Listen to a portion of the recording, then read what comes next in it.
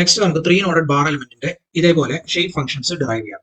3 nodded bar element എന്ന് പറഞ്ഞു കഴിഞ്ഞാൽ നേരത്തെ 2 നോഡഡ് ആയിരുന്നല്ലോ. നോഡ് 1 നോഡ് 2 ഉണ്ടായിരുന്നുള്ളൂ. ഇവിടെ നോഡ് 3 വരെ ഉണ്ട്. കണ്ടോ, നോഡ് 1 നോഡ് 2 നോഡ് 3. നേരത്തെ നോഡ് 1 എന്ന് പറയുന്നത് x ഈക്വൽ ടു 0 ആയിരുന്നു. നോഡ് 2 എന്ന് പറയുന്നത് x ഈക്വൽ ടു L ആയിരുന്നു. ഇവിടെ ഈ നോഡ് 2 എന്ന് പറയുന്നത് x ഈക്വൽ ടു L/2 ആണ്. നോഡ് 3 ആണ് x ഈക്വൽ ടു L എന്ന് പറയുന്ന പൊസിഷനിൽ വരുന്നത്.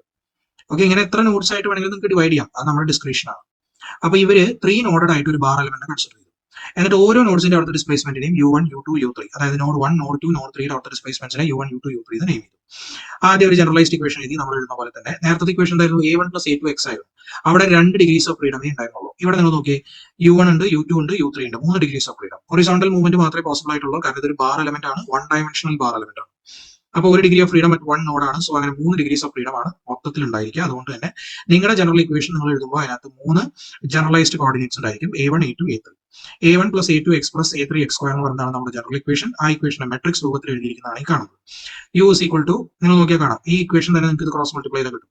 1 into a1 x into a2 x square into a3 എഴുതുമ്പോൾ എന്തായിരിക്കും? a1 plus a2 x plus a3 x square എന്ന് പറയുന്നത്.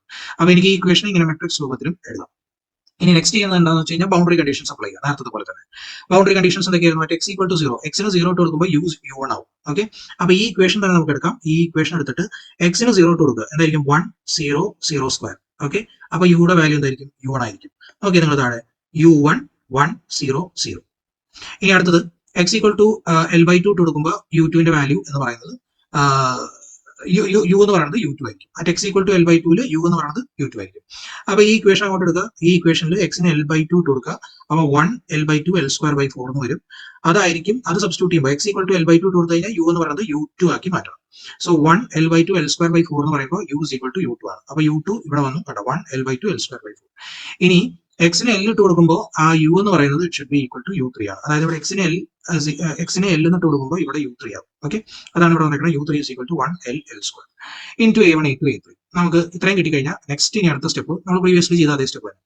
u1 u2 u3 is equal to ഇങ്ങനെ എഴുതാമെങ്കിൽ എനിക്ക് ഇങ്ങനെ എഴുതാം, a1 a2 a3 is equal to ഇതിനെ ഇങ്ങോട്ട് എടുക്കുക. സോ 1 0 0 ഈ ഒരു matrix inverse into u1 u2 u3 എന്ന് എനിക്ക് എഴുതാൻ പറ്റില്ലേ? ഓക്കെ, അപ്പൊ എനിക്ക് ഇനി a1 a2 a3 എവിടെയെങ്കിലും കണ്ടു കഴിഞ്ഞാൽ എനിക്ക് I can replace it by this particular matrix multiplication. ഈ മെട്രിക്സിന്റെ inverse into u1 u2 u3 വെച്ച് എനിക്ക് റീപ്ലേസ് ചെയ്യാം a1 a2 a3. അതാണ് ഞാൻ അടുത്ത സ്റ്റെപ്പിൽ ചെയ്യുന്നത്. ഇവിടെ u എന്ന് പറഞ്ഞിട്ട് generalised equation എഴുതിയെടുത്ത് a1 a2 a3 ഉണ്ട്. ആ a1 a2 a3 എന്ന് പറയുന്ന ആ കോഎഫിഷ്യൻസിനെ ഞാൻ ഇത് വെച്ച് റീപ്ലേസ് ചെയ്യണം. കാരണം a1 a2 a3 എന്താണെന്ന് പോലും അറിയില്ല. അപ്പൊ അതിനെ ഈ ഒരു ടേമിലേക്ക് റീപ്ലേസ് ചെയ്യേണ്ട ആവശ്യം ഉണ്ട് അല്ലെ, in terms of L x എന്നുള്ള രീതിയിലേക്ക് നമുക്ക് മാറ്റണം. അപ്പൊ അതിന് വേണ്ടിയിട്ട് ഞാൻ ഇത് വെച്ച് റീപ്ലേസ് ചെയ്യണം. ഇത് വെച്ച് റീപ്ലേസ് ചെയ്യുമ്പോൾ u എന്ന് പറയുന്ന ജനറൽ ഇക്വേഷൻ ഇങ്ങനെയായി മാറും. അതായത് 1 x സ്ക്വയർ ഉണ്ടാവും. പിന്നെ a1 a2 a3 പകരം ഈ ഒരു ഫുൾ ടേം വരും കേട്ടോ, 1 0 0. ഇവിടെ 0 L/2 നാട്ടോ എഴുതിയത്, തെറ്റാണ്. ഇവിടെ 1 ആണ് വരുന്നത് കേട്ടോ.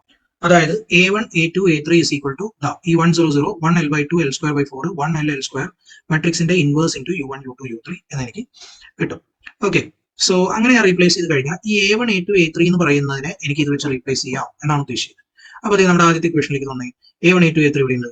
അതിനെ എനിക്ക് ഈ മൊത്തം ടേം വെച്ച് റീപ്ലേസ് ചെയ്യാം. അങ്ങനെ എഴുതിയതാണ് ഇത് 1 x സ്ക്വയർ. പിന്നെ a1 a2 a3 പകരം ഈ മൊത്തം ടേം എടുത്ത് ഞാൻ ഇവിടെ സബ്സ്റ്റിറ്റ്യൂട്ട് ചെയ്യും. അപ്പോ ഇപ്പൊ നിങ്ങൾ ഈ ഇക്വേഷൻ നോക്കിയാൽ u is equal to 1 x square into ഈ മെട്രിക്സിന്റെ inverse into u1 u2 u3. അപ്പൊ നമുക്ക് അറിയാവുന്ന ജനറൽ ഒരു ഇക്വേഷൻ ഉണ്ട്, നമ്മൾ ഫസ്റ്റ് ഡെറിവേഷനിൽ തന്നെ പറഞ്ഞത് u matrix is equal to shape function matrix into u1 u2 u3 matrix ആണല്ലോ. അതിനർത്ഥം ഈ കാണുന്നത് ഷേപ്പ് ഫംഗ്ഷൻ മെട്രിക്സ് ആണ്.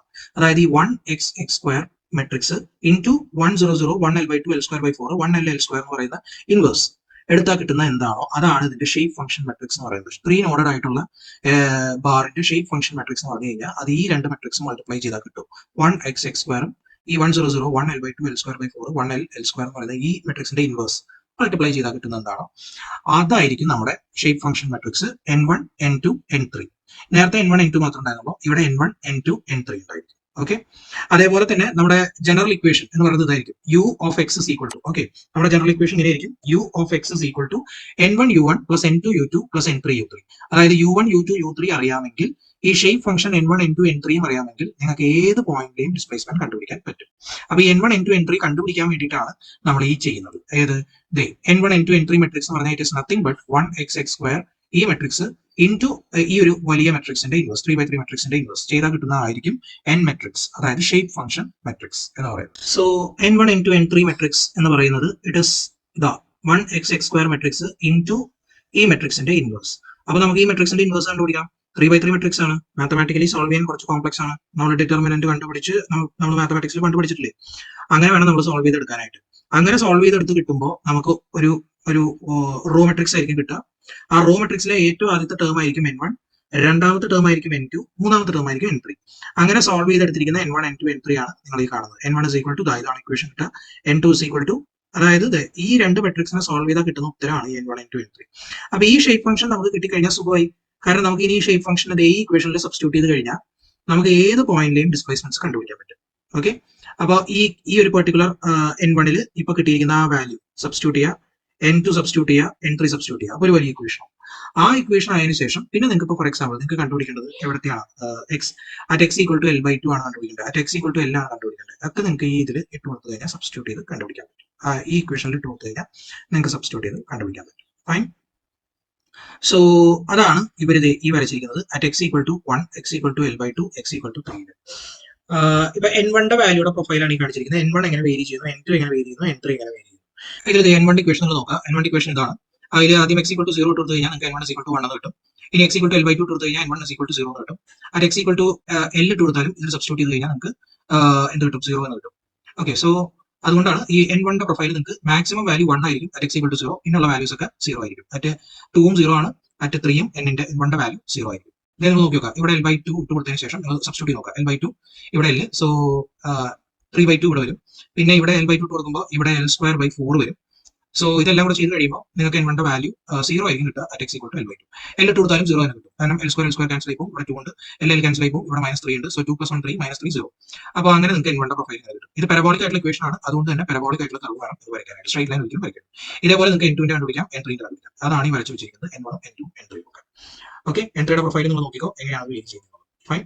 അപ്പോൾ n2ന്റെ കണ്ടുപിടിക്കണമെങ്കിൽ എന്ത് ചെയ്താൽ ആദ്യം at x ഈക്വൽ ടു 0 കൊടുക്കുക. അപ്പോൾ നിങ്ങൾക്ക് n2ന്റെ വാല്യൂ 0 കിട്ടും, അവിടെ 0 മാർക്ക് ചെയ്യും. n2ന്റെ അവിടെ x ഈക്വൽ ടു L/2 കൊടുക്കുക. അപ്പോൾ n2 ഈക്വൽ ടു 1 എന്ന് കിട്ടും, അത് ഇവിടെ കിട്ടും. അതേപോലെ തന്നെ at x equal to L ഇട്ട് കൊടുക്കുക. അപ്പോൾ n2ന്റെ വാല്യൂ 0 ഇതിനകത്ത് കൊടുത്തു, L ഇട്ട് കൊടുത്തു. കാരണം 4L/L 4 ആണ്, 4L²/L² 4 ആണ്, 4 - 4 0. അപ്പോൾ n2ന്റെ വാല്യൂ 0.